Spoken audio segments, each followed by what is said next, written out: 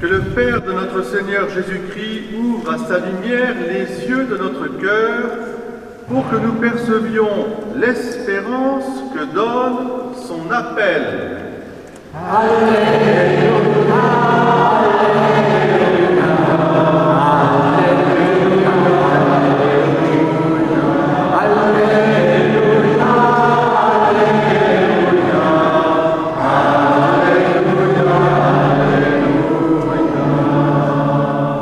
Le Seigneur soit avec vous. Et avec votre esprit. Évangile de Jésus-Christ selon saint Matthieu.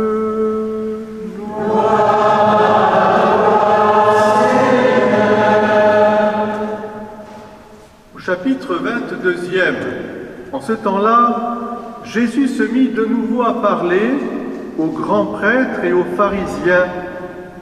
Et il leur dit en parabole, « Le royaume des cieux est comparable à un roi qui célébra les noces de son fils.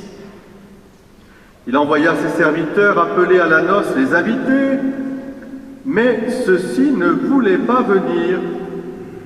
Il envoya encore d'autres serviteurs dire aux invités, « Voilà, j'ai préparé mon banquet, mes bœufs et mes bêtes grasses sont dégorgés, tout est prêt, venez à la noce. » Mais ils n'en tinrent aucun compte et s'en allèrent, l'un à son champ, l'autre à son commerce. Les autres empoignèrent les serviteurs, les maltraitèrent et les tuèrent. Le roi se mit en colère. Il envoya ses troupes, fit périr les meurtriers et incendier les villes. Alors il dit à ses serviteurs, « Le repas de noces était prêt, mais les invités n'en étaient pas dignes.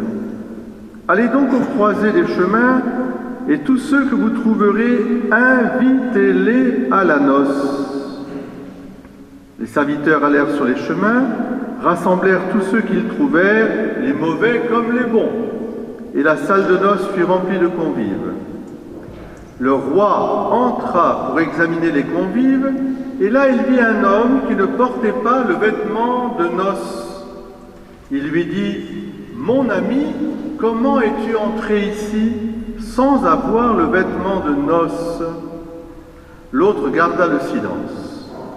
Alors le roi dit aux serviteurs, « Jetez-le, pieds et poings liés, dans les ténèbres du dehors, là il y aura des pleurs et des grincements de dents. Car beaucoup sont appelés et peu sont élus. » Acclamons la parole de Dieu. Louange à toi, Seigneur Jésus.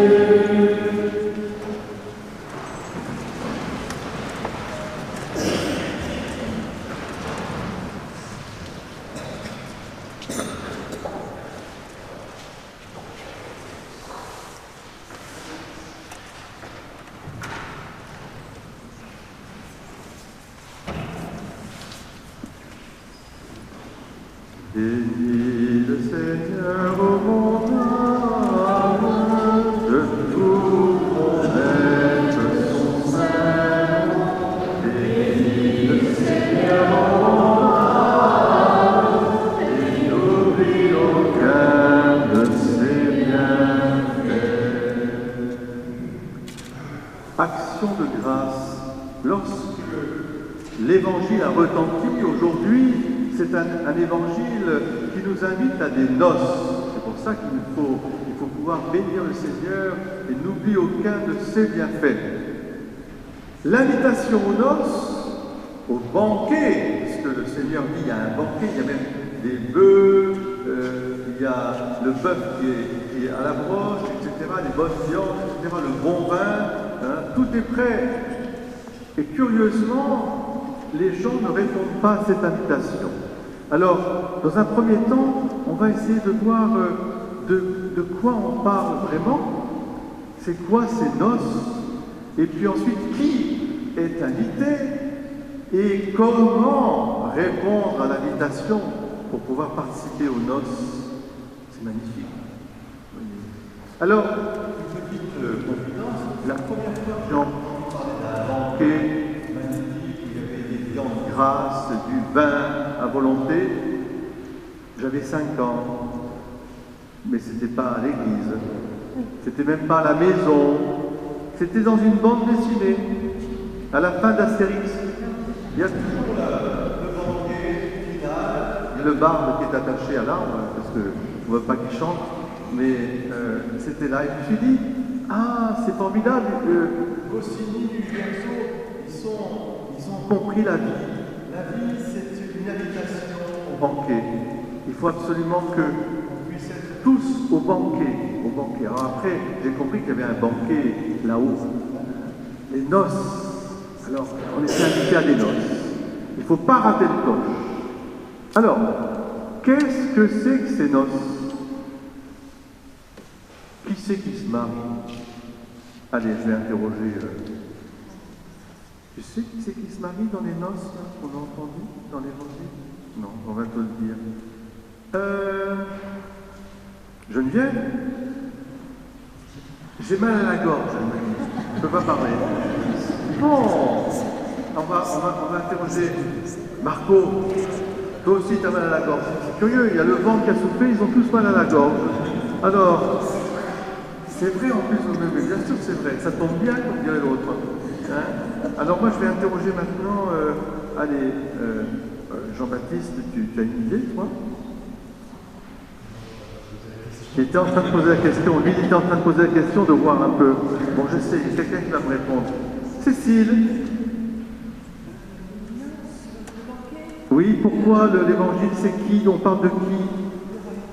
Oui, mais c'est qui se marie? Ben, le roi, il a dit, il y a des noces de mon fils. Mais oui, c'est Jésus. Vous êtes d'accord, les guides?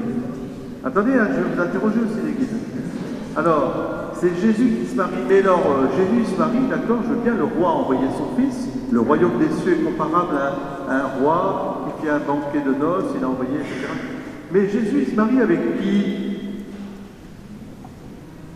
J'ai entendu.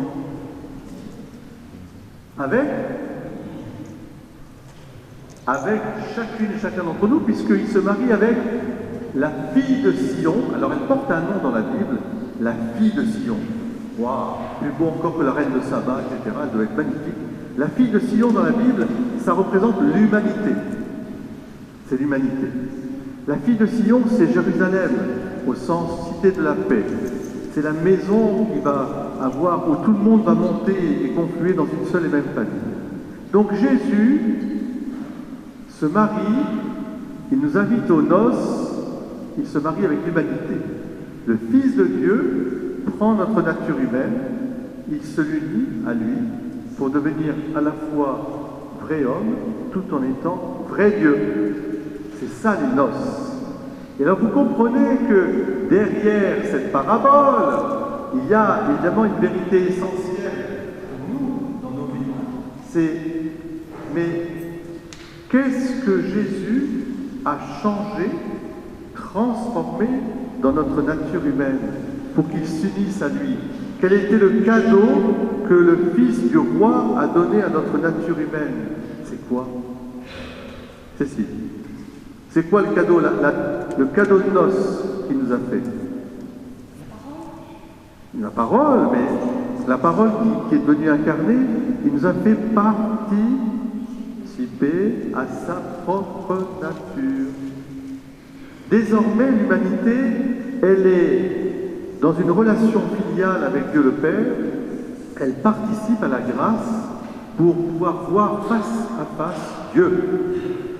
Elle est sanctifiée, gratifiée. On l'a dit à l'oraison, Seigneur, accorde-nous la grâce, que la grâce nous devance et qu'elle nous accompagne tout au long de notre vie.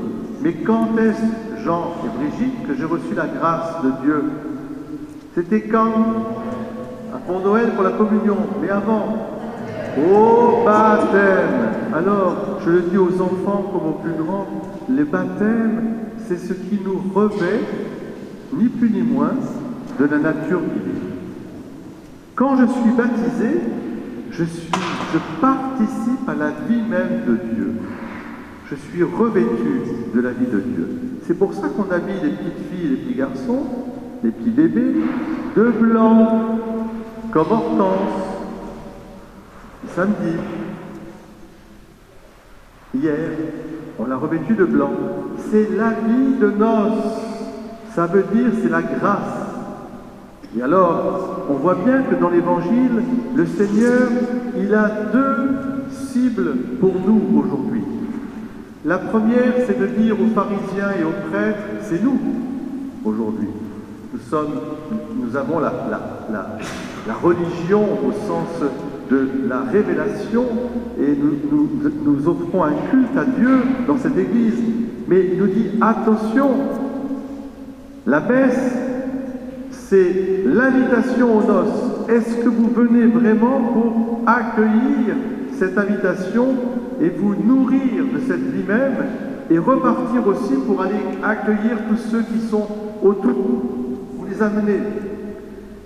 Au fond, Jésus se plaignait qu'on avait enfermé la religion et on ne l'ouvrait plus aux gens. Et nous, c'est ça qu'il faut se dire aussi aujourd'hui. Et puis l'autre point, bien sûr, c'est une invitation personnelle, puisque à la fin de l'Évangile, on voit qu'il y a un ami qui est là, mais il n'a pas l'habit de noces. Et donc le roi lui dit, mais mon ami, comment es-tu entré ici?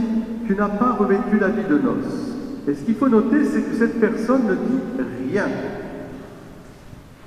Au contraire, c'est une invitation à la miséricorde. Qui est-ce qui me revêt de l'habit de noces? C'est Dieu. Mais moi, confiant dans la miséricorde du Seigneur, je peux lui dire, Seigneur, donne-moi ta grâce.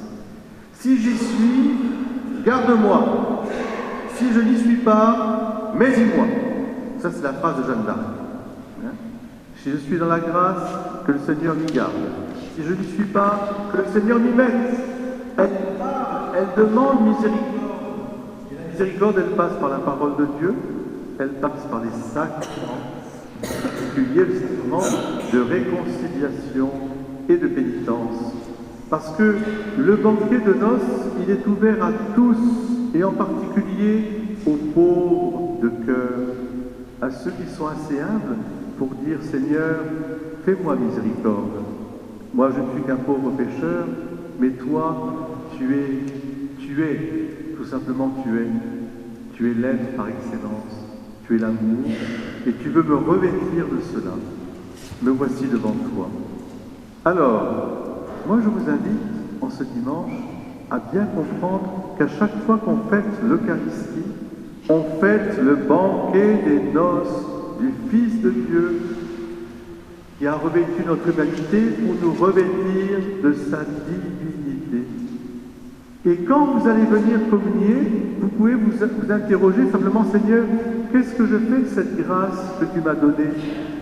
Est-ce que je garde bien cet habit de noces? Et si je me sens un peu,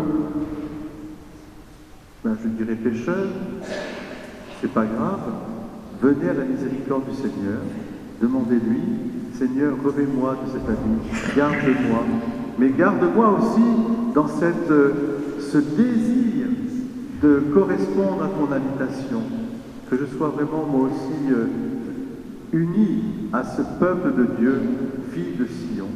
Voilà. Alors ça me permet de terminer sur une prière, puisque la fille de Sion me fait penser à Israël. La Terre Sainte est à nouveau frappée par la violence, la haine et la mort. La Terre Sainte, c'est la cité de la paix normalement, et Jérusalem devrait être le signe de cette paix. Seigneur, regarde avec miséricorde ce pays qui a été ton foyer terrestre, où Marie et Joseph t'ont accueilli, toi, l'enfant Dieu. Accueille les défunts en ta présence. Réconforte ceux qui sont en deuil, blessés ou contraints de fuir. Sois proche de tous ceux qui sont remplis de peur et de désespoir. Tu es notre paix et la lumière des nations. Mets fin à la spirale de la terreur, du terrorisme, de la souffrance en Terre Sainte et dans tout le Moyen-Orient. Et j'y ajoute aussi notre pays, avant-hier frappé. Que la paix et la justice fleurissent sur les lieux saints. Tu es notre refuge, que le peuple soit en sécurité dans ton amour. Aie pitié de nous et de notre temps. Seigneur, invite-nous à nouveau aux noces du Fils de l'agneau, aux noces de l'agneau pascal. Amen. Bénis le Seigneur, ô